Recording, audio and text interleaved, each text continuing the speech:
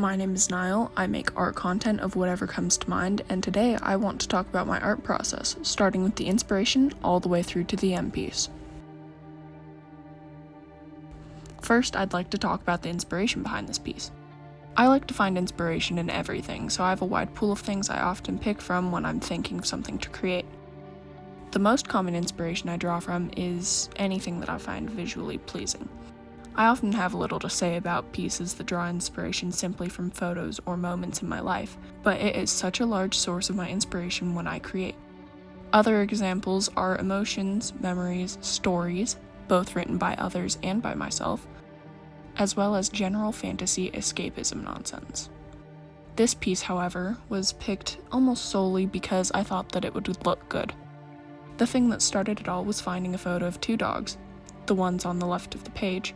While looking for references on Pinterest, I immediately knew that I wanted to do a spread with them, and so I looked for the other elements to add to the piece. My first thought was to add bones, specifically a skull. This was for 3 reasons. The first reason is that dogs are out of my comfort zone, while drawing skulls are something that I'm good at. The second is because I love drawing skulls. Not only do I have practice, but even when it's difficult, skulls are extremely fun to draw. The third and final reason is simply this: skulls are cool. If your artwork is boring, you could probably add a skull, and it might not fix the problem, but now you have a cool skull. To go with the bones, I enjoy adding plants. I like the contrast of the plants growing and living while the bones decay. There's also the plus side of the plants adding color to a previously neutral toned piece. This time I decided to go with somewhat realistic colors, although in a limited color palette. Oftentimes I will use extremely stylized colors, but I enjoy the way the neutrals and the cool greens look with each other for this piece.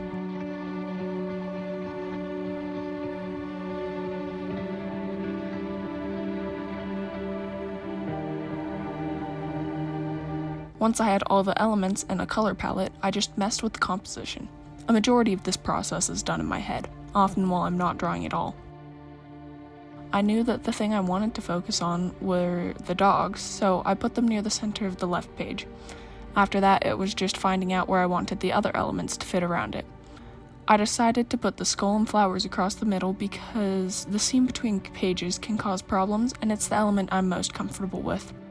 I put the leaves on the far right just to fill the empty space, and the mental part of this process was done. The filler pieces were just placed wherever there was a large blank space on the page. On some pieces or spreads, I will thumbnail the drawing on a different page, but this time I had already thought a lot about the page and knew that I would like the composition. I usually only do a thumbnail if I'm not sure or if I have multiple ideas of what I would like and need to pick between them.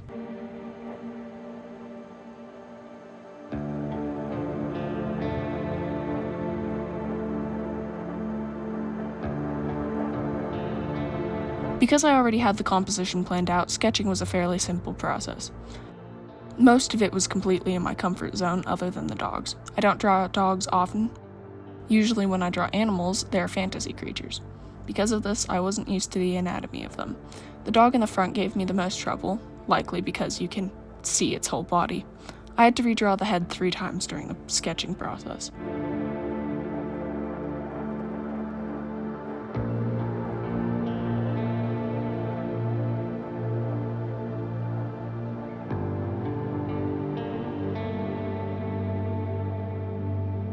When it comes to coloring, I have a different process depending on what mediums I'm using.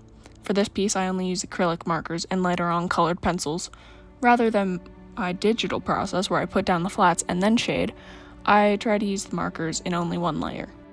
When coloring like this, I typically start with the shadows and then go from dark to light.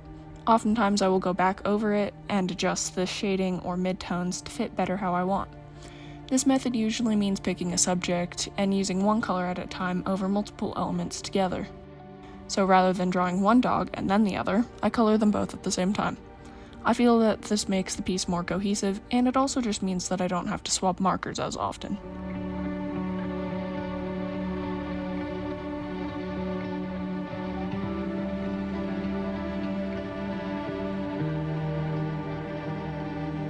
Off camera, I added the finishing touches, which include the line art and the textures.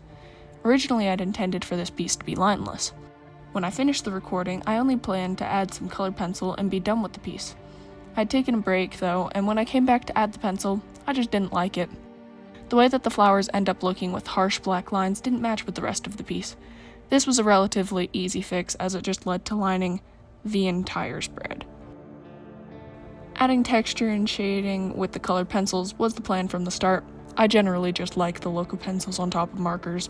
This was also simple to do. I just found a pencil that was slightly darker in the same color as the markers, and I layered them on top. The main reason I didn't film that part was because I already had over an hour of footage, and because I added it over the time of several weeks after filming. Actively working on this piece probably only took 2 hours, but between the day I started it and the day I decided I was done, an entire month of procrastination ensued.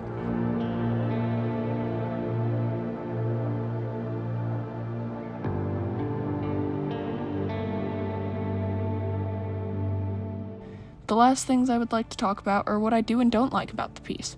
Starting with the things that I'm happy with, I love how the dogs turned out. They were the first inspiration, as well as a new thing for me, and I'm very proud of them.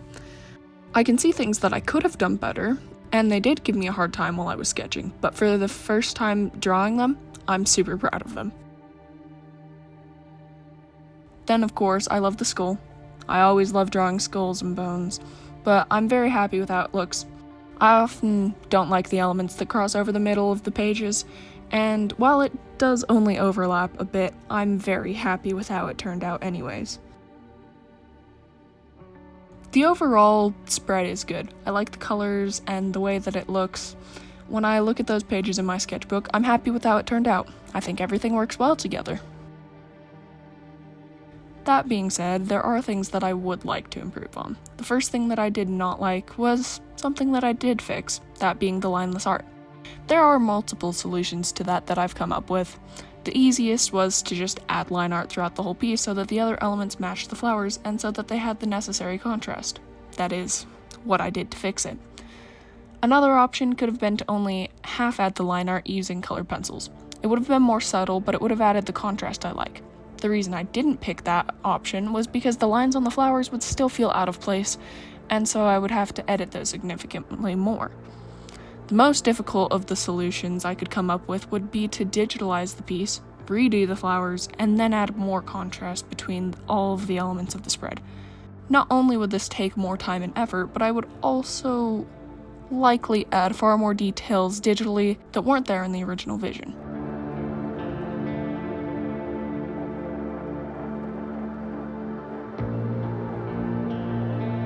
The next thing I didn't like were the monstera leaves. After giving them some time and adding shading with the colored pencils, they've started growing on me.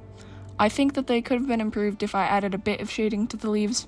I originally wanted them to be more flat or graphic, but when combined with the other elements of the spread, they just don't fit in quite as well.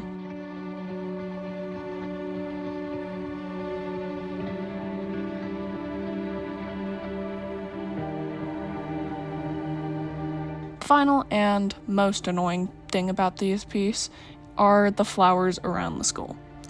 There is so much I don't like about them. They were so difficult for me to draw for no reason. My biggest regret is going in and lining immediately with the black marker. I think it may have been salvageable if I had used brown for that part, but I hadn't thought about it until it was too late. Another issue I have with them is that somehow I ended up turning what was supposed to be a monstera leaf into the most lopsided flower ever. I tried to fix it before eventually accepting defeat. That flower is just a bit weird and we have to pretend it's not there. I spent far longer than I would have liked just working on trying to save the flowers from my inevitable hatred.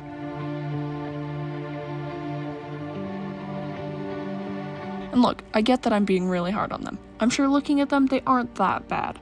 But I had to suffer through the despair of realizing that black was not the right decision and then keep using it because I was past the point of no return. There's a lot I could have done differently. I think what I've learned most from this painful process is that I need to practice keeping my art consistent in shading and detailing across the whole spread.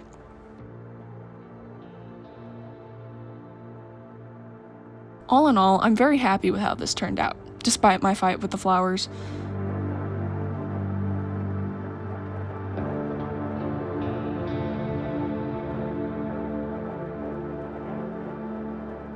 Since you made it this far, I'd love if you considered subscribing.